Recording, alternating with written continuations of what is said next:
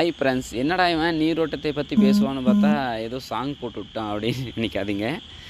என்ன தான் இருந்தாலும் திருநெல்வேலி மாவட்டம், நம்ம கிருஷ்ணகிரிலேருந்து திருநெல்வேலி போகிறோம். அந்த ஊருக்கு ஏற்ற மாதிரி அந்த சாங்கை கேட்டுட்டு அப்படியே நீரோட்டம் போய் பார்க்க போனோம். அந்த சாங் பிடிச்சிருந்துச்சி, அப்படியே வீடியோவில் ஆட் பண்ணி விட்டேன்.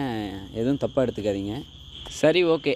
இந்த நீரோட்டம் எங்கே பார்த்ததுன்னு பார்த்தீங்கன்னா திருநெல்வேலி மாவட்டத்துலேயும் திண்டுக்கல் மாவட்டத்தில் பார்த்தது. 2 வீடியோ ஆட் பண்ணி அப்படியே ஜாயின் பண்ணியிருக்கேன். இதில் கொடுக்குற மெசேஜ் இன்ஃபர்மேஷன் உங்களுக்கு ரொம்ப இம்பார்ட்டன்ட். கொஞ்சம் கவனம் செலுத்தி தொடர்ச்சியாக பாருங்கள். இந்த கோடை காலம் வந்துட்டாவே ஆல்ரெடி நம்மக்கிட்ட இருக்கிற போரில் நல்லா தண்ணி வந்துட்டு இருந்த போரில் கூட தண்ணி குறைய ஆரம்பிச்சிருது. சரி, புதுசாக போர் போடுவோன்னு பார்த்தீங்கன்னா அதுலேயும் தண்ணீர் குறைவாக வருது. சரி, ஆழத்தில் தான் தண்ணி இருக்க மாட்டேங்குது, கோடையில் மேலே மட்டமெல்லாம் வறட்சி அரிச்சு ஆழத்தில் போய் ட்ரை பண்ணலான்னு ஆழமாக போட்டாலையும் தண்ணீர் கிடைக்க மாட்டேங்குது. என்ன தான் நடக்குது? நம்ம பூமிக்கு அடியில் நீரோட்டம் இருக்கா இல்லையா? அப்படி இருந்தால் எந்த அளவுக்கு இருக்குது? பூமிக்கு அடியிலையும் வறட்சி இருக்கா இல்லையா? இந்த மாதிரி நிறைய சந்தேகங்கள் விவசாய நண்பர்களுக்கு இருக்குது. அது எனக்கு நல்லாவே தெரியும். அதற்கான வீடியோ தான் இது. எல்லா வீடியோலையும் சொல்கிறதே தான் இந்த வீடியோலையும் சொல்கிறேன். என்னென்னு பார்த்தீங்கன்னா, விவசாயத்தை பற்றி, நீரோட்டத்தை பற்றி தொடர்ந்து பல தகவல்களை நம்ம வீடியோவை பதிவிட்டுட்டு வரோம்.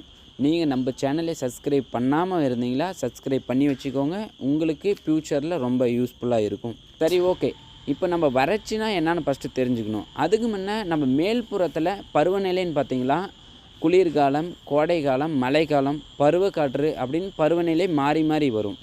இதில் நம்ம நிலத்துக்கு அடியில் இருக்கிற நீரோட்டத்திற்கு தொடர்புடைய பருவநிலைன்னு பார்த்திங்கன்னா மழைக்காலமும் கோடைக்காலம் தான். ஓகே, இப்போ நீரோட்டம் பூமிக்கு அடியில் எப்படி இருக்குது இதை நம்ம தெரிஞ்சுக்கணும். பூமிக்கு அடியில் எங்கெங்கே வெற்றிடம் இருக்குதோ, எங்கெங்கே பாறையோட பிளவைகள் இருக்கோ, கேப் இருக்குதோ, அங்கே எல்லாமே தண்ணீர் ஃபுல்லாகி இருக்கும். சரி, ஓகே. இப்போ உடனே உங்களுக்கு ஒரு சந்தேகம் வந்திருக்கும், கீழே இருக்கிற எல்லா கேப்லேயுமே தண்ணி இருக்குமா? வெற்றிடத்தில் ஃபுல்லாக தண்ணி நிரம்பி இருக்குமான்னா கண்டிப்பாக இருக்காது. ஒரு குறிப்பிட்ட இடத்துல மட்டும் தான் இருக்கும். அதற்காக தான் நம்ம நீரோட்டம் பார்த்து போர் போடுறோம்.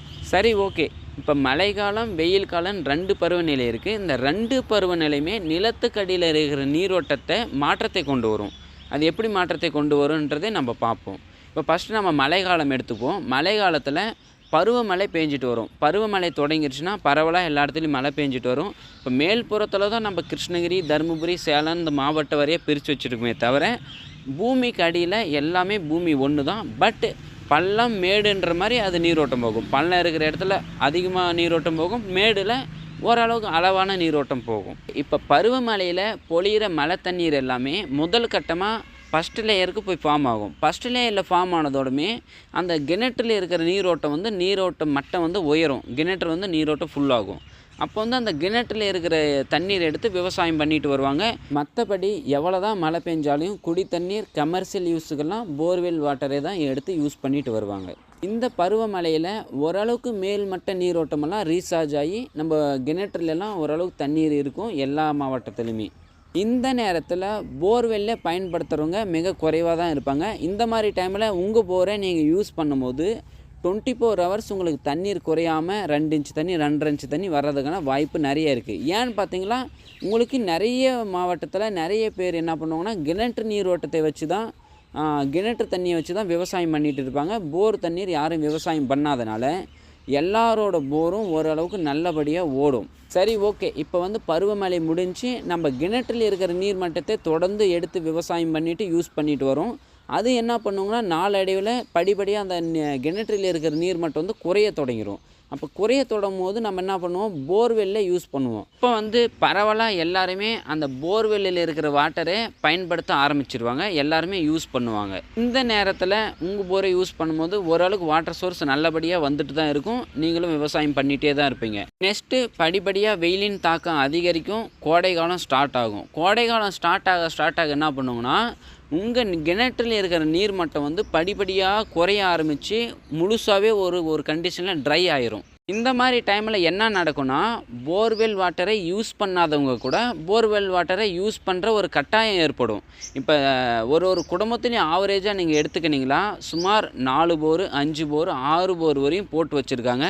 அதில் ஒரு சில போரில் நல்ல வாட்டர் வந்ததும் இருக்கும், ஒரு சில போரில் ஆவரேஜாக வாட்டர் வந்ததும் இருக்கும். இப்படி பார்த்தாலையும் தண்ணீர் குறைவாக வந்த போரில் ஏர் கம்ப்ரேசர் விட்டு பயன்படுத்துவாங்க, தண்ணீர் ஓரளவுக்கு அதிகமாக வந்த போரில் சப் மோட்டார் விட்டு பயன்படுத்துவாங்க.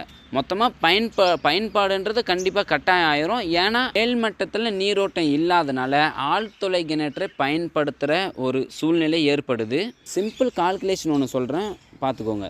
இப்போ தமிழ்நாட்டில் சுமார் 8 கோடி பேர் இருக்காங்கன்னா, அதில் ஆவரேஜாக 7 கோடி பேர் ஆழ்துளை கிணற்றில் இருக்கிற நீரோட்டத்தை தான் எடுத்து பயன்படுத்திட்டு வருவாங்க. அது விவசாயம் பண்ணுறவங்களா இருந்தாலும் சரி, இல்லை கமர்ஷியல் யூஸுக்காக இருந்தாலும் சரி, இல்லை குடி தண்ணீருக்கு இருந்தாலும் சரி, கண்டிப்பாக பயன்பாடுன்றது கண்டிப்பாக இருக்கும். மழை காலத்தில் விவசாயம் பண்ண தேவைப்பட்ட தண்ணீரை விட வெயில் காலத்தில் தண்ணீர் அதிகமாக தேவைப்படும். காரணம் வெயிலின் தாக்கம். இப்போ தமிழ்நாடு ஃபுல்லாகவே போர்வெல் ரன்னிங்கில் இருக்குது. அவங்கவுங்க நிலத்தில் உருவாகிற நீரோட்டத்தை அவங்கவுங்களே அங்கங்கே லாக் பண்ணிடுறாங்க. மழை காலத்தில் போரை குறைவாக யூஸ் பண்ணனால நீரோட்டம் ஒரு திசையிலேருந்து ஒரு திசை ஓடிட்டு இருந்துச்சு. அந்த டைமில் போர் ஓட்டும் போது 2 இன்ச்சு தண்ணி 2.5 இன்ச்சு தண்ணி 24 ஹவர்ஸ் ஓடிட்டு இருந்துச்சு. பட் இந்த மாதிரி டைமில், கோடை டைமில் எல்லாருமே போர் யூஸ் பண்ணும்போது உங்களுடைய வாட்டர் சோர்ஸ் குறையும். ஒரு சில போரில் சுத்தமாகவே வராதுக்கான காரணம் இதுதான். ஆனால் இந்த சமயத்திலையும் ஒரு சில போர் மழை காலத்தில் எப்படி வந்துச்சோ இப்பயும் அதே மாதிரி கண்டினியூவாக வந்துட்டு தான் இருக்கும். காரணம் அந்த பாறையோட டெக்ஸ்சர், அவங்களுக்கு வந்து அந்த பள்ளத்தை நோக்கி அந்த போர் அமைஞ்சனால அவங்களுக்கு கண்டினியூ அந்த வாட்டர் சோர்ஸ் கிடைச்சிட்டே இருக்கும்.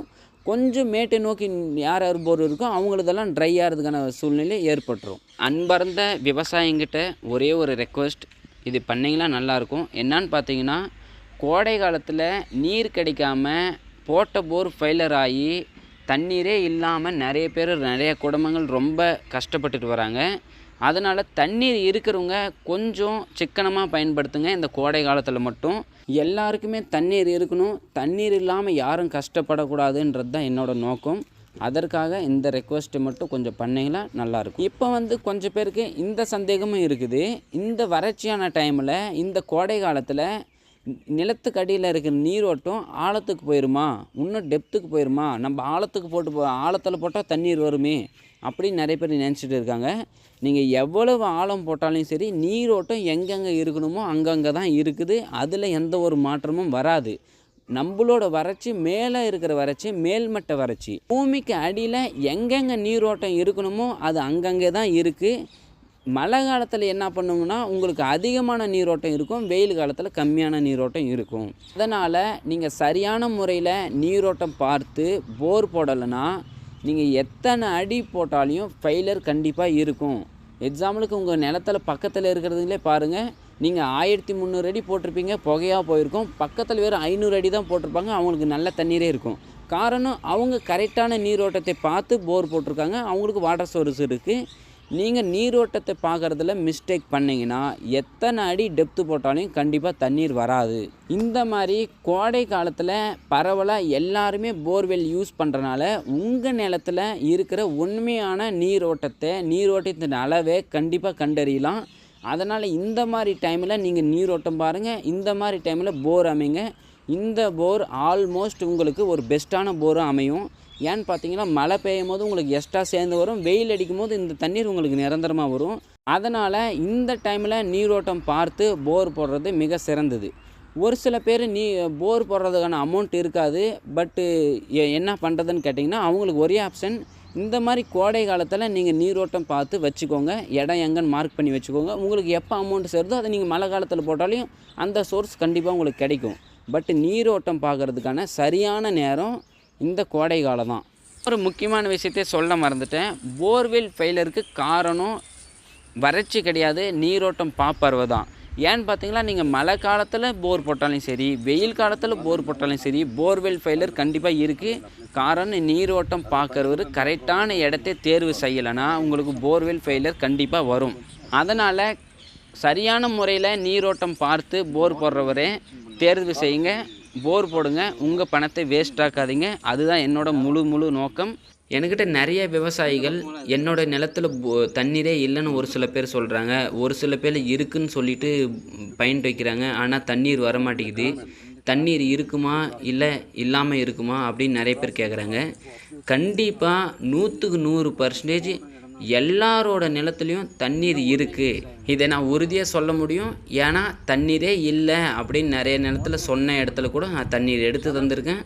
தொடர்ந்து போர்வெல் ஃபெயிலியர் ஆன இடத்துலையும் தண்ணீர் எடுத்து தந்திருக்கேன்.